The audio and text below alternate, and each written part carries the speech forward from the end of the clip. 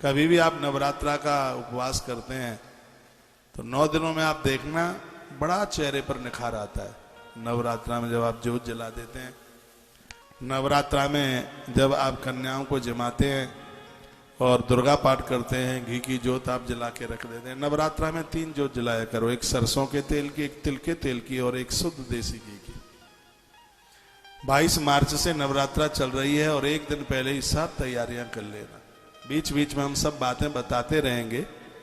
और जिनके घरों में नवरात्रा का व्रत होता है उसके 3 प्रभाव हैं बहुत ज्यादा, वो आप लिख भी सकते हैं। नवरात्रा का व्रत उपवास करने से बेटियों को अच्छा घर वर मिलता है। माता जानकी की माता सुनैना यह व्रत करती थी। सुनैना नवरात्रा का व्रत करती थी। महाराज जनक ने तो अपने बगीचे में दुर्गा का मंदिर बनवा रखा है। लोग कहते हैं कि सब कलयुग में, सब पहले नहीं था, त्रेता में मंदिर था। वर्णन आता है ना, सीता माई ने स्तुति करी है उस मंदिर में, जय जय गिरवर राज किशोरी, जय महेश मुख चंद चकोरी। ये महाराज जनक के बगीचे में ही तो मंदिर बना हुआ है। जानकी की मां जिसका नाम है सुनैना, बड़ी परम भक्तानी है और उसी का यह परिणाम था कि उसकी बेटी को वर के रूप में प्रभु श्री राम मिले हैं। माता पिता मां भगवती जगदम्बा की स्तुति, नवरात्रा का व्रत जिनके घर में होता रहे।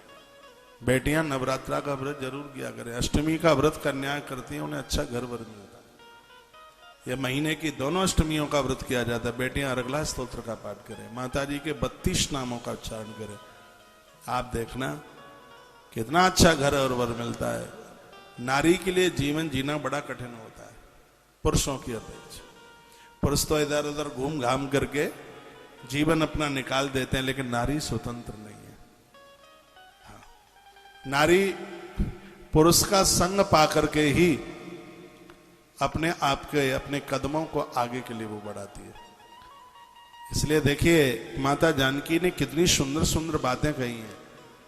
कभी कभी बहनें लड़ाई लड़ती हुई अपने पति को कहती हैं, चले जाओ, मुझे तुम्हारी कोई जरूरत नहीं है। नारी को हमेशा पुरुष की जरूरत है।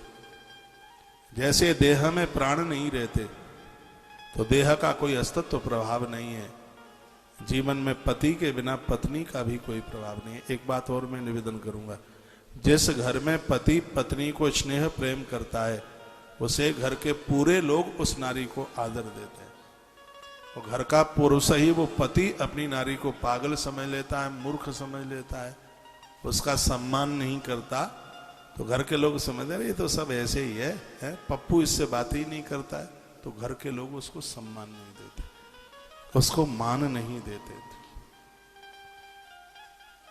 तो माता जानकी ने कितनी अच्छी बात कही है। 2 चौपाई बुलवा दूं आपके बीच, अच्छी लगेगी। एक ही बोले लेते हैं, जिया बिनु देह नदी बिनु बारी, जिया बिनु देह नदी बिनु बारी, वैसे नाथ पुरुष बिनु नारी, जिया बिनु देह नदी बिनु बारी, जिया बिनु देह नदी बिनु बारी, वैसे ही नाथ पुरुष बिन नारी, जिया बिनु देह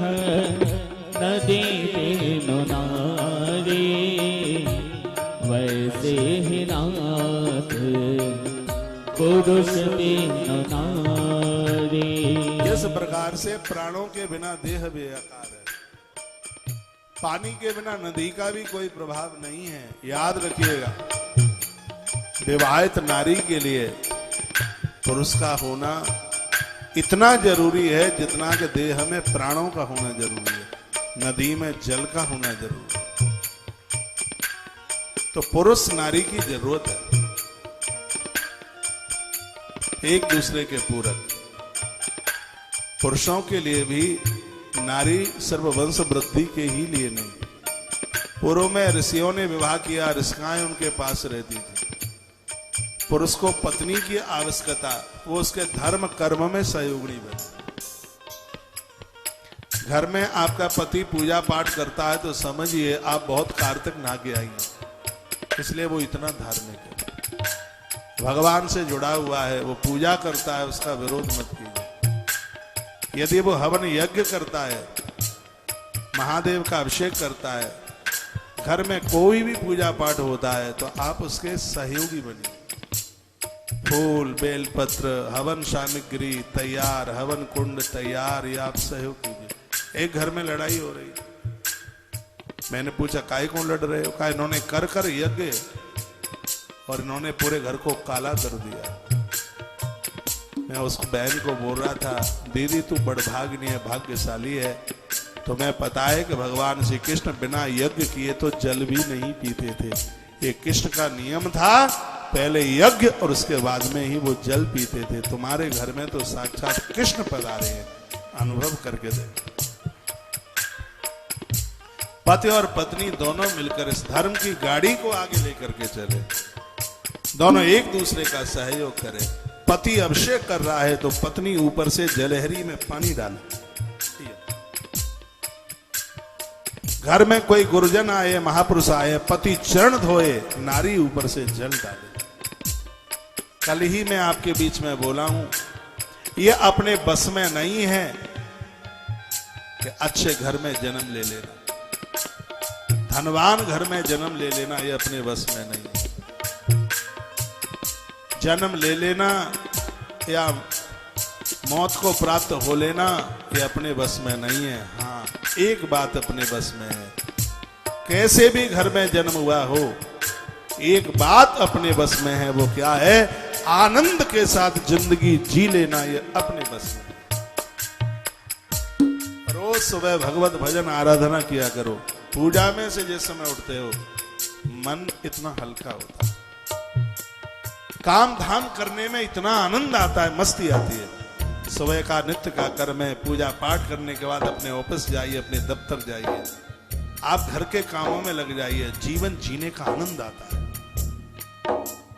करके देखिए, हम लोग 4 घंटा सुबह पूजा में रहते हैं, उसके बाद का जो एक मस्तिष्क का विचारों का जो आनंद है, ऐसा लगता है कि ब्रह्मलोक में रह रहे हैं। लोग कहते हैं कलयुग कलयुग, काय का कलयुग भैया? इस कलयुग में तो आप बहुत आनंद के साथ जी सकते हैं। और ऐसा नहीं है कि जो पूजा पाठ करते हैं वो कोई काम नहीं कर पाते, ऐसा बिल्कुल नहीं, और ज्यादा काम करने में आनंद आता है। भरतलाल जी राम के परम भगत हैं, घंटों घंटों भर तक वो परोसते हैं, भरत श्री भरत हवन करते हैं, शिव का अभिषेक करते हैं और पूरे राज्य को चलाते हैं। भरत कहीं भी कहीं किसी काम में कोई रुकावट नहीं। विप्र जीवाय देहि दिन दाना, शिव अभिषेक करई विधि नाना। विप्र जीवाय देहि दिन दाना, शिव अभिषेक करई विधि नाना। विप्र जीवाय देहि दिन दाना, शिव अभिषेक करई विधि नाना। विप्र जीवाय देहि दिन दाना, शिव अभिषेक करहि विधि नाना। शिव अभिषेक करहि विधि नाना। विप्र जीवाय देहि दिन दाना, शिव अभिषेक करहि विधि नाना। विप्र जीवाय देहि दिन दाना, शिव अभिषेक करहि विधि नाना। शिव अभिषेक करहि विधि नाना। ये श्री भरतलाल जी करते हैं, रोज ब्राह्मणों को भोजन कराते हैं, भगवान महादेव का अभिषेक करते हैं, कभी ये छोड़ते नहीं। आप सबके घरों में पूजा पाठ का आनंद। आज विज्ञान का युग है, सुबह आप झाड़ू लगाते रहे, पोंछा करते रहे, रसोई को साफ सुथरा करते रहे, भगवान की पूजा करते रहे, शिव तांडव स्तोत्र लगा लीजिए, रुद्राष्टक लगा लीजिए, आपके मोबाइल के पैसे ही वसूल हो जाएंगे। गोपी गीत, गोविंद दामोदर स्तोत्र, मन मयूर नाचेगा, मन हल्का होगा, कोई टेंशन ही नहीं होगा।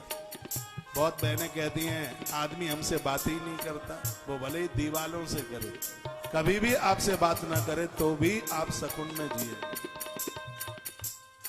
आपको सकून मिलेगा जिंदगी जीने में। करके तो देखिए, तुलसी के गमले लगाइए, गमलों में बेल पत्रियां लगाइए, दूर्वा लगाइए, गणेश घर छोड़ के नहीं जाइए, गुड़ैल के फूल की बेल लगाइए, तुलसी के गमले लगाइए, सुबह शाम आरती कीजिए, घी को हवन और जोत के ऊपर जलाइए। इस कलयुग में आप सत्योग का आनंद लें, करके तो देखिए।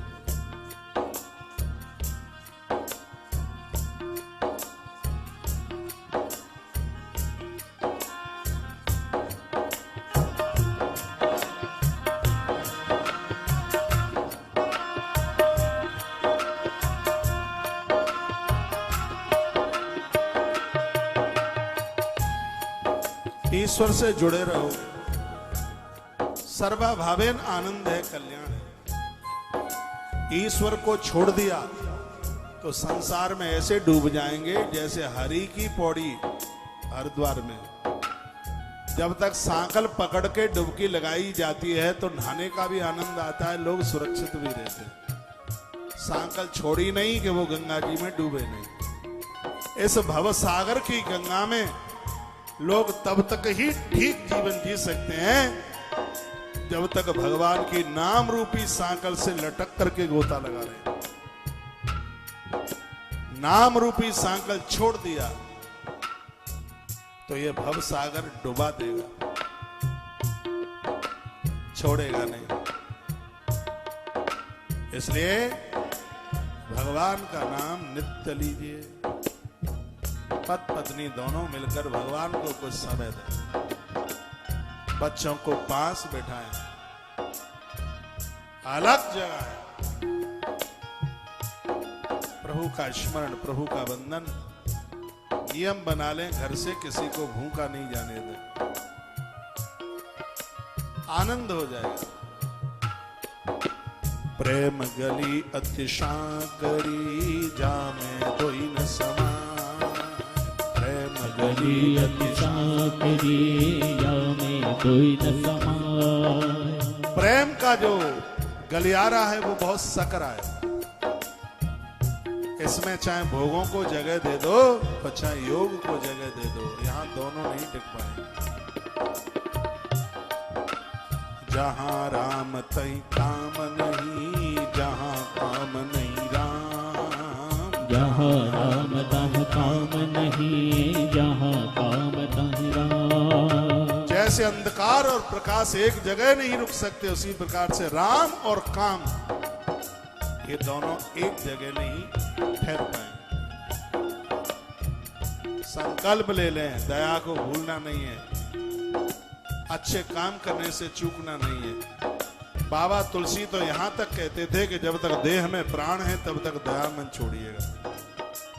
दया धर्म का मूल है, पाप मूल अभिमान।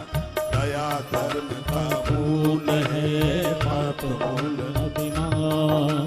तुलसी दया न छाड़िए जब तक घट में प्राण।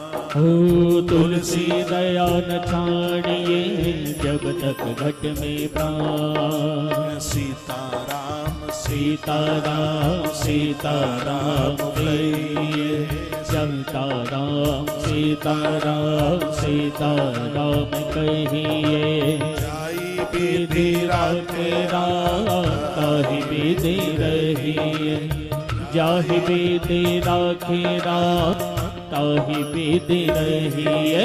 सीताराम सीताराम सीताराम कहिए, सीताराम सीताराम सीताराम कहिए।